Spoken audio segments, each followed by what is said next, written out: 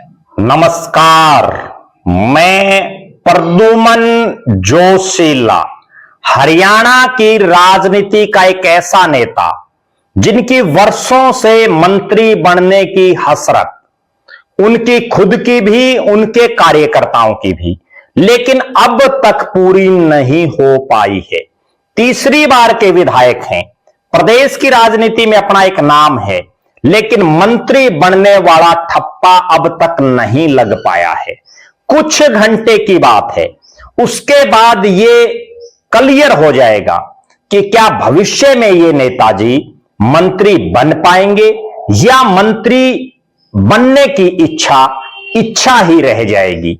नाम है राम कुमार गौतम। जी हां, राम कुमार गौतम नारनौंद के रहने वाले, फिलहाल जींद के सफीदों से भारतीय जनता पार्टी के विधायक।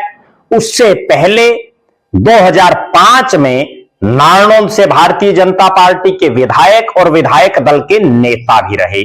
उसके बाद 2019 में अपने हमेशा से जो राजनीतिक धुर विरोधी रहा चौधरी देवीलाल का या चौटाला परिवार कह सकते हैं, उनके परिवार की पार्टी जन नायक जनता पार्टी की टिकट पर नारनौंद से विधायक बने।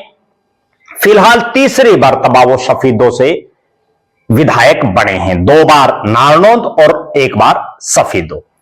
अब जो है कुछ घंटे बाद यह स्पष्ट हो जाएगा कि क्या मंत्री भविष्य में बन पाएंगे राम कुमार गौतम या ये इच्छा पूरी नहीं हो पाएगी, उनकी भी और उनके समर्थकों की भी। कारण कोई भी राजनीतिक दल हो, कोई भी मुख्यमंत्री हो, वो हमेशा ये चाहता है कि जिनको भी मंत्री बनाया जाए अपनी कैबिनेट में, उनका अपने इलाके के अलावा प्रदेश में एक मैसेज जाए, एक प्रभाव हो, जिससे अगले चुनाव में पार्टी को फायदा हो। अभी हालात और परिस्थितियां ये हैं कि हरियाणा प्रदेश में 13 मंत्री हैं नायब सैनी सरकार में, मंत्रिमंडल में विस्तार हो नहीं सकता, फेरबदल की प्रबल संभावनाएं हैं, कुछ मंत्रियों की छुट्टी होने की चर्चाएं भी चल रही हैं, कुछ विधायकों को मंत्री बनाने की भी चर्चाएं हैं।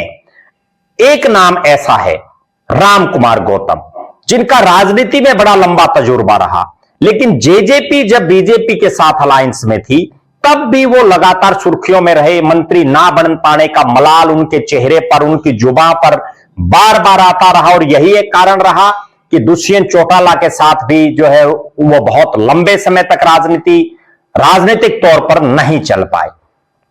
फिलहाल जो मंत्रिमंडल विस्तार की जो चर्चाएं हैं, उसमें इस तरह की भी चर्चाएं हैं कि पार्टी कुछ एक विधायकों को एडजस्ट कर सकती है मंत्रिमंडल में। अब राम कुमार गौतम ने एक रैली रखी है प्रदेश के मुख्यमंत्री नायब सिंह सैनी की 4 अप्रैल के दिन नई अनाज मंडी सफीदों में। इस रैली के आयोजक राम कुमार गौतम हैं, जो सफीदों के विधायक हैं। मुख्यमंत्री पूरे हरियाणा प्रदेश में जहां जहां बीजेपी के विधायक बने हुए हैं वहां धन्यवाद और विकास रैली कर रहे हैं। इसी कड़ी में 4 अप्रैल के दिन जींद के सफीदों में राम कुमार गौतम के आयोजन में एक रैली होने जा रही है।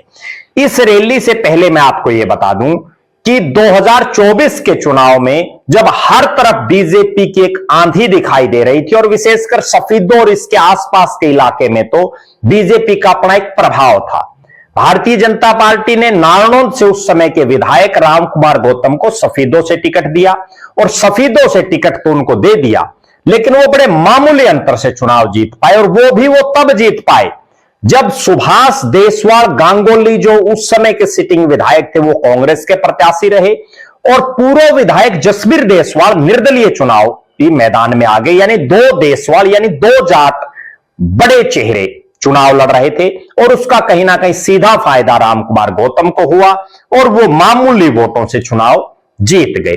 अब जो 4 तारीख की रैली है, इसमें राम कुमार गौतम कितनी भीड़ ला पाते हैं, कितने लोगों को ला पाते हैं, कितना आम जनमानस विशेषकर सफीदों हल्के का इस रैली में पहुंचता है मुख्यमंत्री को सुनने के लिए। यहां भीड़ से यह अंदाजा लग जाएगा कि राम कुमार गौतम में मंत्री बनने के लायक जनाधार अभी है या बुजुर्ग हो चले हैं पंडित राम कुमार गौतम। क्योंकि वैसे तो वो खुद भी कहते हैं कि भाई मैं तो बूढ़ा हो गया, बार बार वो ये भी कहते रहते हैं, पिछले चुनाव में भी कह रहे थे कि मेरा आखिरी चुनाव है, अब भी जो है बार बार वो इस तरह की बयानबाजी दे देते हैं।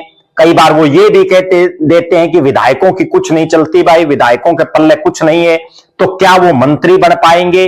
क्या इतना जनाधार है रामकुमार गौतम का कि भारतीय जनता पार्टी उनको मंत्री बनाए? क्योंकि जींद में अभी जो हालात हैं, 5 में से 5 सीटें हैं जींद में, 4 बीजेपी के विधायक हैं, जिनमें कृष्ण बेदी कैबिनेट के मंत्री, डॉक्टर कृष्ण लाल मिड्ढा डिप्टी स्पीकर हैं, और दोनों की छुट्टी होती नजर कहीं नहीं आ रही, क्योंकि दोनों ही एक्टिव हैं, दोनों के पल्ले अच्छा खासा वोट बैंक है।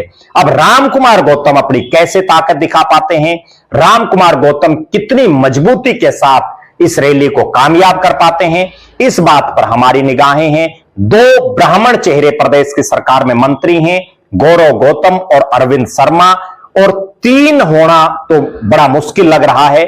उनमें से किसकी एक की छुट्टी होगी, तभी रामकुमार गौतम की मंत्रिमंडल में एंट्री हो पाएगी। और अगर नहीं हो पाई एंट्री, तो आप ये समझिए कि भविष्य में रामकुमार गौतम के लिए अगला चुनाव जीतना बड़ी टेढ़ी खीर हो जाएगा, क्योंकि 2019 में भी दुष्यंत चौटाला और चौटाला परिवार ने बड़े लंबे चौड़े वादे रामकुमार गौतम को लेकर के नारनौंद की जनता से किए थे, जिससे वो जीते। 2024 में भी बीजेपी का एक ऐसा माहौल था और इस तरह की आवाज हल्का सफेदों से आ रही थी कि जैसे नारनौंद से शिफ्ट करके अगर रामकुमार गौतम को सफेदों भेजा गया है, अगर ये जीत गए तो इनको मंत्री बनाया जाएगा। लेकिन अब तक लगभग 1/3 कार्यकाल बीतने को है, ना रामकुमार गौतम मंत्री बन पाए, यहां तक कि उनको कोई बहुत भारी भरकम महकमा का चेयरमैन तक भी नहीं बनाया गया है। हालांकि चेयरमैन से बड़ा उनका लेवल है, मंत्री के बराबर उनका कद राजनीतिक तौर पर जरूर है, तीसरी बार के विधायक है।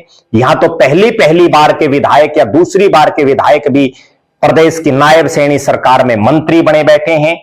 अब देखना यह है कि 4 तारीख का दिन रामकुमार गौतम का राजनीतिक भविष्य तय कर देगा। क्या वो मंत्री बन पाएंगे भविष्य में, या उनकी इच्छा, उनके समर्थकों की इच्छा धरी की धरी रह जाएगी? आप दर्शक अपनी बेबाक राय जरूर रखें। रामकुमार गौतम के राजनीतिक भविष्य को लेकर के आपका क्या मानना है? क्या रामकुमार गौतम को मंत्री बनाना चाहिए या नहीं बनाना चाहिए? इस पर भी आप अपनी राय रख सकते हैं।